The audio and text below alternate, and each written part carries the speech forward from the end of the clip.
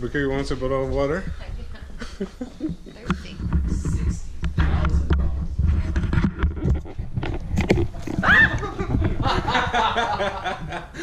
The joke? Is this a practical joke? What does a mom do when she wants things done right? She does it herself. My name's Rebekah. I'm turning this house into a home to give my daughter a brighter future. As a single mom, you get used to calling the shots. And you tend to be a little hands-on. That's why they call me DIY Mom.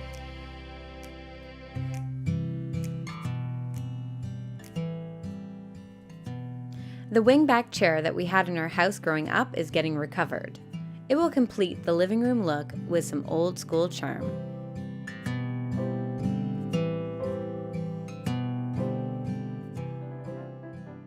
My parents gave to me, and it's been in every house I can remember since I was a kid. And my parents were house flippers before like flipping was a thing. Okay. I still love the chair. It's a great chair. So I'm thinking if I refinish it with something that kind of draws on the colors of this, but not exactly one of these colors. But I'm thinking like I really love the blush color, and I also really love velvet. Blush happens to be one of the hot colors this year, as well as velvet is a current trend. We're seeing a lot of velvet coming through. It's like reminiscent of the 50s? 50s and 60s, yes. Yeah. A lot of the design elements right now with the mid-century modern, right? And there was a lot of velvet sofas. You've pictured the low slung back velvet sofas with the tufted backs and all that. So that's what we're seeing coming through right now. Right. Determine how durable an upholstery fabric is. The industry considers 15,000 to be heavy duty for residential use, and the commercial scale starts at 30,000. So what can be used in restaurants and hotel lobbies and all that. So you've got 100,000 double rubs here. So like that could be in a hotel lobby, for example, on a sofa or on a chair, right? No, it would be unlikely that I'd have to reupholster this chair. You would get many, many years of life out of that chair, for sure, and doing it in that fabric. Yeah. Awesome. So we'll order that in how long? We'll say from start to finish, probably we're looking at about 2 weeks for the fabric, then another week and a half for the upholstery, so about three to 4 weeks. Okay. And we'll have a finished product for you. Well, thank you so much for your time. You're very welcome. I'm so excited about Very this. welcome, And I love Rebekah. the stair runner, and I love the blush velvet. So Good.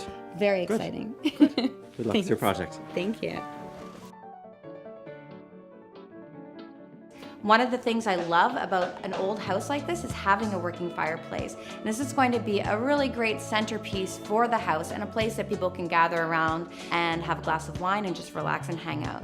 I have all these beautiful pieces of 24 by 24 inch marble tile left over from the upstairs bathroom renovation. So I want to use what I have left over for that in front of my fireplace. I'm gonna do a little bit of exploring to see how easy it will be to remove these old tiles in front of the fireplace. In between my tile project, I'm working with Justin from New Wave to update the brick around the fireplace to a more contemporary look. I think we can create a crispier line if we tape it all the way along the caulk line that we've created. Yeah. And then that way we'll have a clean, nice. tight line between the black and the white. And it looks like we're gonna have to caulk this top edge of this mantle anyway, so that'll allow us some time to deal with that at the same time. Let's give it a scuff and we'll get all our dirt off of here, I'll caulk a line, and then we'll get you set up to roll this out.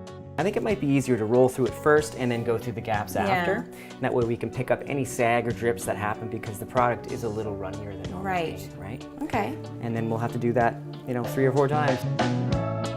So the 3 most important tools for any taping project are your hands, your tape, and your blade. The trinity of taping. So like I said before, we want to use a moisture-resistant tape. What we're doing now is using frog tape because it's the best stuff on the market. Okay. We're going to apply this tape in a very specific way too. We're going to attack our smaller areas and smaller angles first, and then we're going to put a piece of tape over top of that to reinforce what we've already put down. Okay. Right? So when we're going in there with our brush, we can angle our stuff around and move it around without worrying about getting it on the wall. The key, even with a good quality tape, is not to push a brush or roller too hard into the tape. We sort of want to feather it and do multiple coats to make sure that we get a nice tight line. Now it's back to tiling while we wait for this coat of paint to dry. I'm mixing up my mortar mix for tiling, and it's just like baking a cake. It's going to be a 1-to-2 ratio, water to your compound mix. And you always want to start with your water first and then add your mix in. And if it seems a little watery, just add a little bit more of that compound mix. I've got my last tile that I'm going to put in front of my fireplace, and I was able to salvage and use the leftover tiles from my bathroom renovation.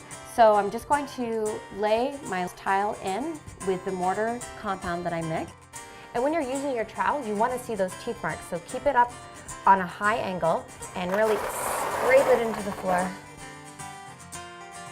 Because this is a little bit unlevel, it goes sort of on a tilt upwards, I need to add a couple extra dabs of mortar to the backside of my tile. And then I'm going to squish it down, put some weight on it until it's nice and level with my tiles that are already in. And then I'm going to let this sit for 24 hours before I grab it. I just finished the second coat of the high gloss black paint on my fireplace, and it's really starting to look a lot more sleek. I really like the choice of going with the black paint, especially since I have a black staircase now. That's going to be a nice balance to the room. I'm really excited to be here this morning with Jessica from Lovely Nova Design, and she's going to give me a tour of her woodworking shop where I'm going to pick a custom coffee table for my living room. This is super beautiful. So tell me a bit about this coffee table. So this is the chevron style top. All these planks are original from the foundry. So we were able to really use as much original product as possible. Where do you get the inspiration for the shapes and the designs that you do? Sketching. I'm always sketching, so usually I'm at the counter at least 12 hours a week kind of sketching new design ideas and seeing what we can come up with. But it's gorgeous. These are really, really residentially friendly. They're not as heavy as our other units, which usually average around 200 pounds. Wow. I always say that we build them and we refinish them to last another 100 years. So we like to be able to have our clients really enjoy all the nooks and crannies and add their own, whether it be with their kids, and not feel like they're putting a dent or scratch that sticks out like a sore thumb. It really just adds character to the pieces. Right. You're the artist here, you know what you're doing, this is your trade. I'll let you do your thing, and I'll just come and get it when it's ready. Thank you so much. In order to restore the brick on the chimney back to the original stone, we need to get rid of all that old white paint. So I've got dustless blasting here this morning, and they're going to do this thing called walnut blasting, which is a biodegradable form of taking off all of the paint on the chimney, and it's really cool to watch. The first thing we got to do is set up the boom so we can get these guys to the top of the roof so they can start their work. And the tool shed is here this morning dropping off a boom so we can get to work on the outside of my house. I'm very excited to get working and to see this house restored to its former glory.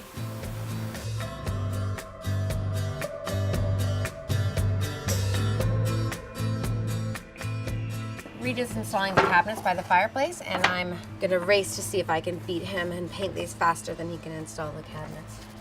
I have lots of leftover little offcuts from the green bathroom. I bought this tongue and groove board from Kent, so I'm just gonna use all the leftover pieces I have to finish off the back of the cabinets.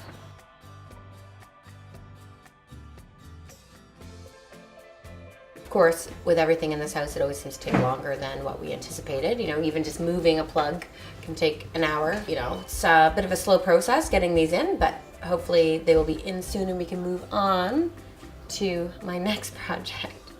So there's still lots of projects to get done here.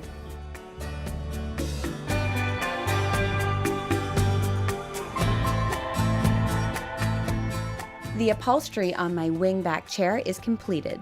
It's now a classic blush velvet. I'm ready to pick it up and bring it back to my completed living room. A few weeks ago, Tracy from Budget Blinds came over to measure my windows, and now they're ready to be installed. Now, I think that these old windows are beautiful, and I didn't want to replace them because I love the look of them. So I'm really glad that we found a product that will also add some R value and insulation to the house so they don't have to get rid of the old windows. Exactly, yeah. Cellular shades are the best product on the market for insulating your windows, so they're a really good choice for that for sure. I love these cellular shades from Budget Blinds. They add R value to the old windows, and not to mention they provide beautiful lighting, so now I have built-in soft boxes in my house.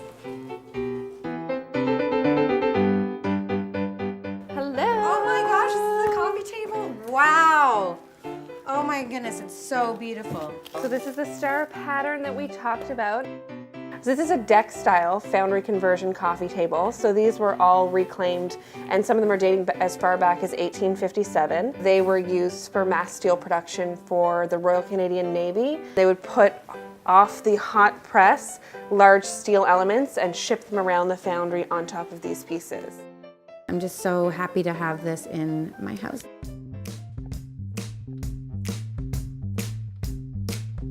The living room transformation is complete. We tore down the walls, removed the stucco ceilings, refinished the original floors, and updated the fireplace. All the hard work and effort was well worth it to have such a beautiful living space to enjoy as a family.